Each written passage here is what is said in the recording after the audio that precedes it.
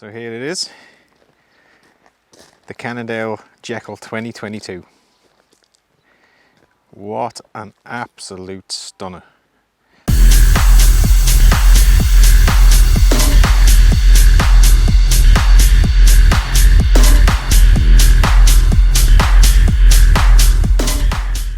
That paintwork is just outstanding, fair play.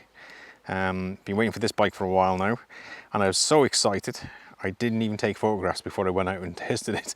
Didn't even put any tape on it, so if it's a little dirty looking, I apologise for that, but yeah, I just couldn't wait. I couldn't wait. It's fantastic. Now, quick rundown on the spec. So up front you got the Fox 38 factory, you've got the X2 in the rear, GX rear mech, X1 cranks, Cannondale's dropper post, some finishing kit from Fabric, Cannondale's carbon handlebars, WTB KOM 30mm rims, and Maxxis tyres. That's a guy up front, 3C, XO Plus, and the Minion DH R on the rear.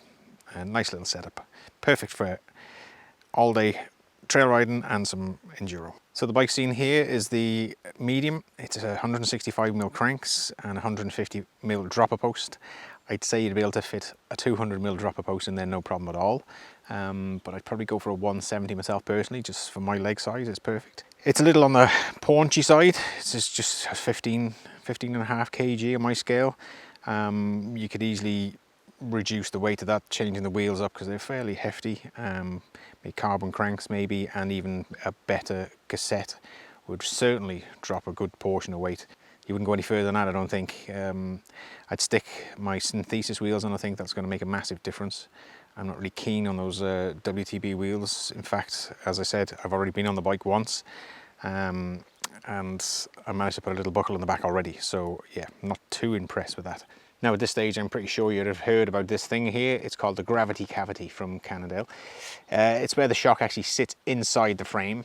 You might just see it there, tucked away inside. It's a little difficult to see. Keeps all the weight low down, which is great, helps the cornering and everything else. But it's a little bit of a pain in the arse because whilst Cannondale were actually making this frame, Fox changed the design of the shock. So now the high speed rebound is tucked right down inside there. You can't really see it from here, but I'll take the case off and show you in a picture there. You can probably see that there now, which really makes it a little bit of a pain in the ass to get at. So you have to take the cover off the bottom. Now that's not really a big deal. It's only 4 bolts, but if you want to make fine adjustments on the move all the time, just to set it up, it can be a little bit of a pain. But look, it's just a small minor gripe. The other thing Cannondale are proud of with this bike now is the high pivot. If you don't know anything about high pivot, it actually helps with the chainstays from shortening when you're going through your travel. So you get a rearward axle path rather than a forward axle path. You put the high pivot in then to save pedal kickback. So now this isn't too high a high pivot, but it's in a nice spot. And the roller there, or the idler, is also got the chain guide, and it's something that Cannondale call the guidler. So it's another little term that they've invented. So I'm sure somebody in the office must have been sitting there and going, I've got it, we'll call it the guidler. A few nice little features that they include is things like the little mud guard there for stopping dirt going into the pivot, something that brands like Trek could actually learn from. The climb switch is quite low down on the shock here. If you're used to a bike with a higher shock position where you can actually get at the climb switch, this is a little bit tricky. Because you find yourself fiddling and trying to find the shock. You're sort of flying up the fire road.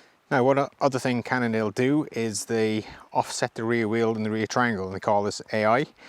It apparently gives you more tyre clearance, and it'll actually improve wheel line. So if you wanted to change your wheel set to something different, you'd have to dish the wheel accordingly. Otherwise, it'll be over to the right hand side. A 200mm rotor on the rear and a 220 up front, using tram code brakes, code RSC. So you get plenty of stopping power there. Fantastic brake setup. And what do you think of that paintwork? It's just gorgeous. It is absolutely gorgeous. So now enough of me waffling. Let's get out on the trails.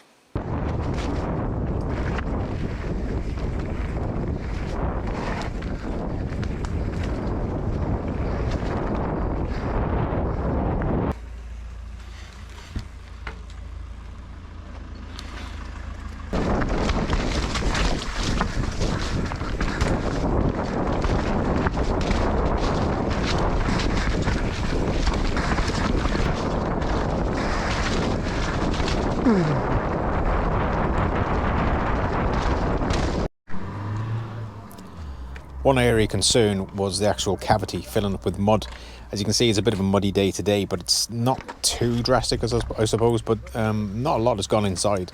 A little bit in the shock adjustment port, but apart from that, it's not so bad.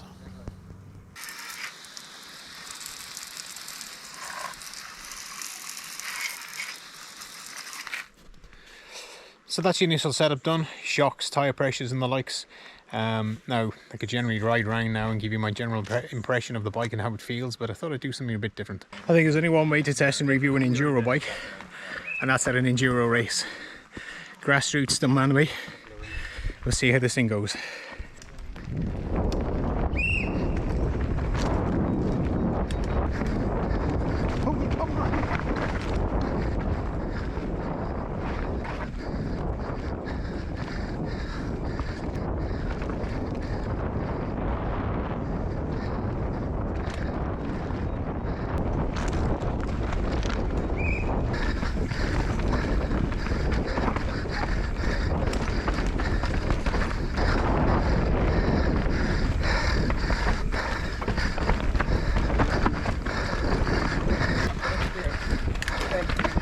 Fuck's sake, lads.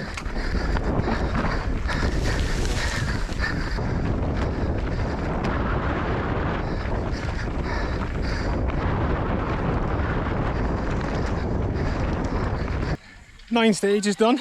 Sorry, 8 stages done. That's seriously fucking hard going. Bike is performing brilliantly. Oh god. What I would like to say though, this isn't a bike for people who just want to fit and forget.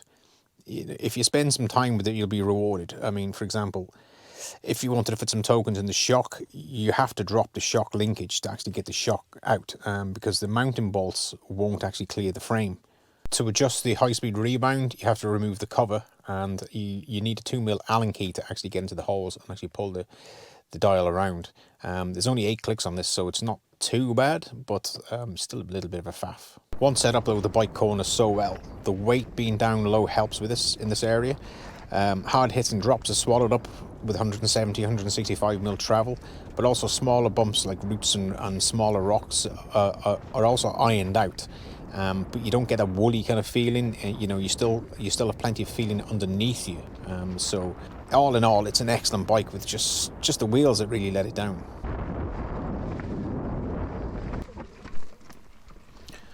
Would I recommend this bike? Definitely would. Yeah, definitely would. If you don't mind the faffing around setting it up, then it's a no-brainer as far as I'm concerned. And it's a solid 9 out of 10. Only let down at 1%, the one point by just the fact you have to spend a bit of time trying to get it right, and the difficulty with the shock, which is not really Cannondale's fault at the end of the day, because like I said, Fox changed the design of the shock whilst they were actually designing the bike, or finishing off the bike. So yeah, most definitely, if you get a chance to ride one, take one and ride one. If you don't like faffing around, then maybe it's not the bike for you, but if you don't mind spending that bit of time, brilliant, without a doubt. So thanks for watching, guys. I hope you enjoyed this video. If you have any questions, please leave them in the comments below, and like and subscribe if you could. It'd be brilliant. It'll help me do a few more videos in the future, and we'll see you in the next one.